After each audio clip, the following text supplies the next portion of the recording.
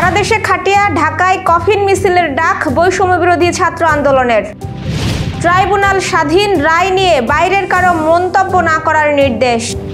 বিচারের আন্তর্জাতিক মান পূরণ না করলে বাংলাদেশকে প্রমাণাদি দেবে না জাতিসংঘ। ত্রয়োদশ জাতীয় সংসদ নির্বাচনে 2800 কোটি টাকা চেয়েছে ইসি। প্রত্যন্ত অঞ্চলেও ছিল আয়নাঘর, সব খুঁজে বের করা হবে জানালেন প্রেস সচিব। র্যাব, এনটিএমসি বিলুপ্তি ও বিজিবি ডিজিএফআই এর কর্মকাণ্ড সীমিত করার সুপারিশ। 21 বছর বয়সেই ক্রিকেটকে বিদায় যুব বিশ্বকাপ জয়ী ওপেনারের। দর্শক, রাতের আয়োজন আপনাদের সাথে আছি আমি স্বপ্না দেবনাথ। শুনছিলেন প্রধান শিরোনাম। এছাড়াও প্রতিদিনের মতো থাকছে একটি বিশেষ সংবাদ। বিস্তারিততে যাওয়ার আগে আপডেট খবর পেতে গ্রামের কাগজের ইউটিউব চ্যানেল সাবস্ক্রাইব এবং ফেসবুক পেজ ফলো করে রাখুন। গাজীপুরে সাবেক মুক্তিযুদ্ধ বিষয়ক মন্ত্রী মোজাম্মেল হকের বাড়িতে হামলার শিকার গুরুতর আহত বৈষম্য বিরোধী ছাত্র আন্দোলনের কাশেম খান চিকিৎসাধীন অবস্থায় মারা গেছেন। তার মৃত্যুতে সারা দেশে জেলা, উপজেলা, ইউনিয়ন, গ্রামে গায়বানা জানাজা ও আওয়ামী লীগের বিচার ও নিষিদ্ধের দাবিতে খাটিয়া মিছিলের ডাক দিয়েছে বৈষম্য বিরোধী ছাত্র আন্দোলন। বুধবার বৈষম্য বিরোধী ছাত্র আন্দোলন ও সমন্বয়ক হাসনাত আব্দুল্লাহ তার ভেরিফাইড সামাজিক যোগাযোগ মাধ্যম ফেসবুক পেজে এ ঘোষণা দেন।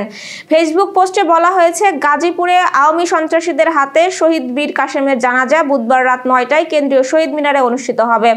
জানাজার পরে আওয়ামী লীগের বিচার ও নিষিদ্ধের দাবিতে কফিন মিছিল হবে শহীদ মিনার থেকেই। একই সঙ্গে সারা দেশে প্রত্যেক জেলা, উপজেলা, ইউনিয়নে, গ্রামে শহীদ বীর কাশেমের গায়বানা জানাজা এবং আওয়ামী লীগের বিচার ও নিষিদ্ধের দাবিতে খাটিয়া মিছিল সবাই নিজেদের নির্ধারিত সময়ে পালন করবে। আন্তর্জাতিক অপরাধ ট্রাইব্যুনাল সম্পূর্ণ স্বাধীন। এখানে কখনো কার রায় হবে তা নিয়ে বাইরে কারো মন্তব্য না করতে নির্দেশ দিয়েছে ট্রাইব্যুনাল। বুধবার সকালে ট্রাইব্যুনালের চেয়ারম্যান বিচারপতি মোহাম্মদ গোলাম মর্তুজা মজুমদার এক মামলার শুনানির সময় এ নিয়ে অসন্তোষ প্রকাশ করেন।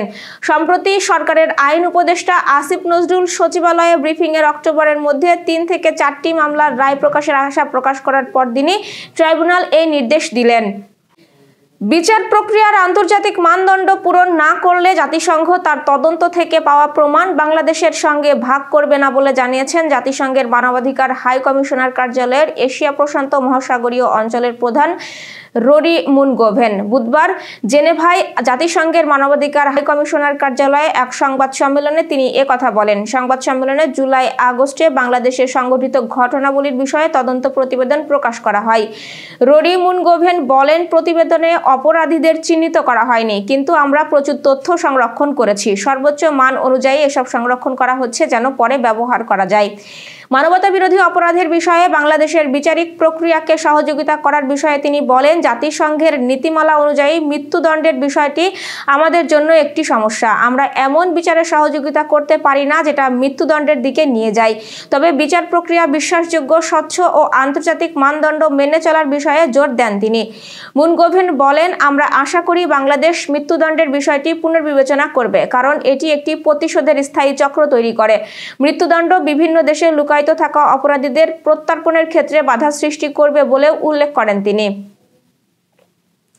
আগামী ত্রয়োদশ জাতীয় সংসদ নির্বাচন ও স্থানীয় সরকারের বিভিন্ন নির্বাচনের জন্য নির্বাচন কমিশন মোট 5,921 কোটি টাকা বরাদ্দ চেয়েছে। নির্বাচন কমিশনের 3 অর্থবছরের মধ্যমেয়াদী বাজেট প্রাক্কলনের কার্যবিবরণী থেকে ইসির এই চাহিদাপত্র পাওয়া গেছে।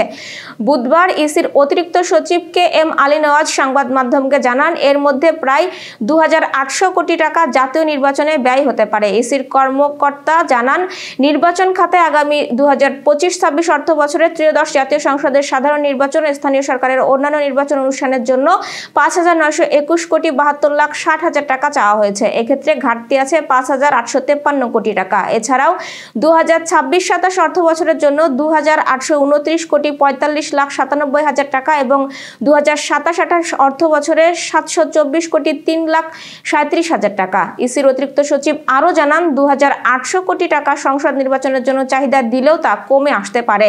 সবকিছু ভোটের সময়কার পরিস্থিতির উপর নির্ভর করবে। এর আগে গত বছর দ্বাদশ জাতীয় সংসদ নির্বাচনের জন্য প্রায় 2,300 কোটি টাকা চেয়েছিল ইসি। প্রত্যন্ত অঞ্চলেও আয়নাঘর ছিল জানিয়ে প্রধান উপদেষ্টার প্রেস সচিব শফিকুল আলম বলেছেন, বাংলাদেশে যত আয়নাঘর আছে সব খুঁজে বের করা হবে। বুধবার দুপুরে রাজধানীর ফরেন সার্ভিস একাডেমির মিলনায়তনে এক ব্রিফিংয়ে কথা জানান তিনি। শফিকুল আলম বলেন, বাংলাদেশে যত আয়নাঘর আছে সব খুঁজে বের করা হবে। এটা ঢাকার মধ্যে সীমাবদ্ধ ছিল না, প্রত্যন্ত অঞ্চলেও ছিল। প্রেস সচিব বলেন, গুম কমিশনের রিপোর্ট অনুযায়ী এবং নিরাপত্তা বাহিনী যে তদন্ত করেছে তার ভিত্তিতে ধারণা করা যায় যে সারা দেশে 700 থেকে 800 আয়নাঘর আছে এবং এটা আরো বের হচ্ছে। হিউম্যান রাইটস ওয়াচের প্রতিবেদনে স্পষ্ট লেখা আছে, গুম ও খুনের সঙ্গে পতিত স্বৈরাচার শেখ হাসিনা জড়িত ছিল, তার নির্দেশেই এগুলো হয়েছে। তিনি বলেন, আমরা 3টি লোকেশনের আয়নাঘর পরিদর্শন করি, তার মধ্যে 2টি র্যাবের আর একটি ডিজিএফআই এর। সেখানে কিভাবে রাখা হতো, নির্যাতন করা হতো, কিভাবে সিন কাটিয়েছেন, কেউ কেউ সেখানে 7-8 বছর কাটিয়েছেন। তার বর্ণনা আসলে প্রকাশ করার মতো নয়। এই পরিদর্শনে এগুলো প্রকাশ পায়। প্রধান উপদেষ্টা প্রতিটি স্পটে গিয়েছিলেন, সেখানে যারা বন্দী ছিলেন তারা তাদের সঙ্গে হওয়া ঘটনাগুলো প্রধান উপদেষ্টাকে বর্ণনা করেছেন। আমরা সেখানে সবাইকে নিতে পারিনি, এজন্য আমরা অত্যন্ত দুঃখিত। আমরা বিটিভির মাধ্যমে সবগুলো ভিডিও করেছি। আমাদের সঙ্গে শুধু 2টি মিডিয়া আউটলেট ছিল। র্যাপিড অ্যাকশন ব্যাটালিয়ন র্যাব বিলুপ্তির সুপারিশ করেছে জাতিসংঘের মানবাধিকার কার্যালয়। পাশাপাশি বর্ডার গার্ড বাংলাদেশ বিজিবি এবং প্রতিরক্ষা গোয়েন্দা মহাপরিদপ্তর ডিজিএফআই এর কর্মকাণ্ড সীমিত করার সুপারিশ করা হয়েছে। বুধবার জুলাই অভ্যুত্থানের সঙ্গে সম্পর্কিত মানবাধিকার লঙ্ঘন ও নির্যাতন সংক্রান্ত ফ্যাক্ট ফাইন্ডিংস প্রতিবেদনে সব কথা বলা হয়েছে। সেই সঙ্গে আরও বেশ কিছু সুপারিশ করেছে জাতিসংঘের মানবাধিকার কার্যালয়। এর মধ্যে রয়েছে আনসার ভিডিপির বেসামরিকীকরণের সুপারিশও। এছাড়াও জনগণের ওপর বেআইনি নজরদারি বন্ধ এবং national telecommunications monitoring centre NTMC বিলুপ্ত করার এবং স্পষ্টভাবে নজরদারি নিয়ন্ত্রণের জন্য বাংলাদেশ টেলিযোগাযোগ নিয়ন্ত্রণ আইন সংশোধনের সুপারিশ করা হয়েছে। এছাড়াও ব্যতিক্রমী পরিস্থিতিতে দেশের ভেতর সেনাবাহিনী মোতায়েনের সময় তা বেসামরিক প্রশাসনের অধীনে রাখার সুপারিশ করা হয়েছে। পুলিশি নির্যাতন তদন্তের জন্য একটি স্বাধীন কমিশন গঠনের সুপারিশ করেছে জাতিসংঘের সংস্থাটি। সশস্ত্র বাহিনী ও বিজিবির জন্য অনুরূপ স্বাধীন, জবাবদিহি ও বিচার ব্যবস্থা প্রতিষ্ঠার কথাও উঠে এসেছে প্রতিবেদনে। এবার যশোর সহ আঞ্চলিক সংবাদ। যশোর সদর উপজেলার বড় হৈবতপুর গ্রামে মসজিদের মাইকে ঘোষণা দিয়ে হামলা ও জখমের ঘটনায় ইউপি সদস্য আনিসুর সহ 20 জনের বিরুদ্ধে কোতোয়ালি থানায় মামলা হয়েছে। মঙ্গলবার রাতে হৈবতপুর ইউনিয়ন যুবদলের সাবেক সহ-সভাপতি হুমায়ুন কবির রাজু বাদী হয়ে মামলাটি করেন। পুলিশ মঙ্গলবার রাতে অভিযান চালিয়ে 2 জনকে আটক করেছে। তারা হলেন নজরুল ইসলাম ও বুলবুলি। নিজ বাড়ি থেকে মঙ্গলবার রাত 4টায় আটক হন তারা। এ মামলায় আরও 15 থেকে 20 জনকে অজ্ঞাত আসামি করা হয়েছে। এদিকে এ ঘটনার রেশে বুধবার সকালে আব্দুলপুর গ্রামের বেশ কয়েকটি বাড়িতে ভাঙচুর চালায় ও আগুন লাগিয়ে দেয় দুর্বৃত্তরা। এ পর্যায়ে একটি বিশেষ সংবাদ। খেলা চলাকালে একটা ছবি তুলতে বা প্রিয় খেলোয়াড়কে একবার কাছ থেকে দেখতে, জড়িয়ে ধরতে প্রায়শ সমর্থকদের মাঠে প্রবেশ করতে দেখা যায়। তবে এবার ভারতের মহারাষ্ট্রে যা ঘটেছে এমন কিছু নিশ্চয়ই আপনি কখনো দেখেননি। ছত্রপতি শিবাজী মহারাজ ময়দানে 7 ওভারের এক ম্যাচ চলাকালে মাঠে ঢুকে এক ক্রিকেটারের ওপর রীতিমতো টাকার বৃষ্টি ঝরিয়েছেন এক দর্শক। স্থানীয় ম্যাচ হওয়ায় নিরাপত্তা নিয়ে তেমন কড়াকড়ি ছিল না। সেই সুযোগেই এমন কাণ্ড ঘটনা ঘটান সেই দর্শক।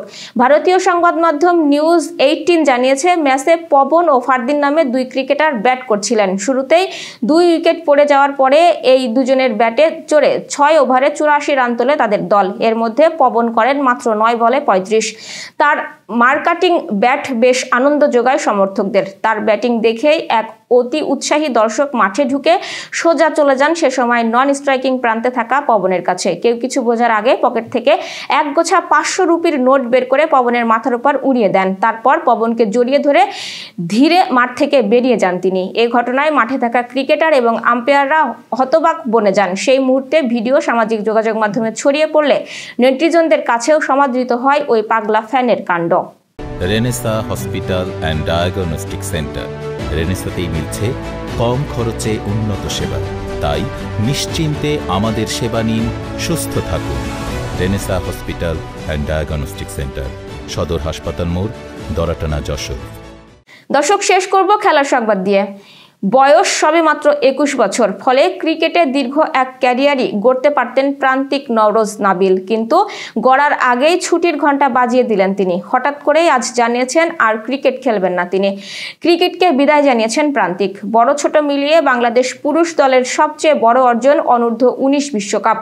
2020 সালে বিশ্ব চ্যাম্পিয়ন হওয়ার দলের ওপেনার ছিলেন প্রান্তিক, তবে বিশ্বজয়ের পর মাঠে খুব একটা দেখা যাচ্ছিল না। আসলে তার অসুস্থতায় তাকে ভোগাচ্ছিল। শ্বাসকষ্টের সমস্যার কারণে খেলায় ধারাবাহিক হতে পারছিলেন না, তাই পেশাদার ক্রিকেটে 35 ম্যাচেই তাকে থামতে হলো। সব মিলিয়ে রান করেছে 938।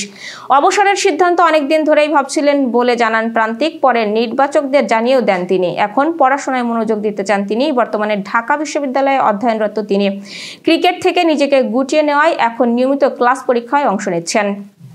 এই ছিল আজকের আয়োজন। সাথে থাকার জন্য ধন্যবাদ।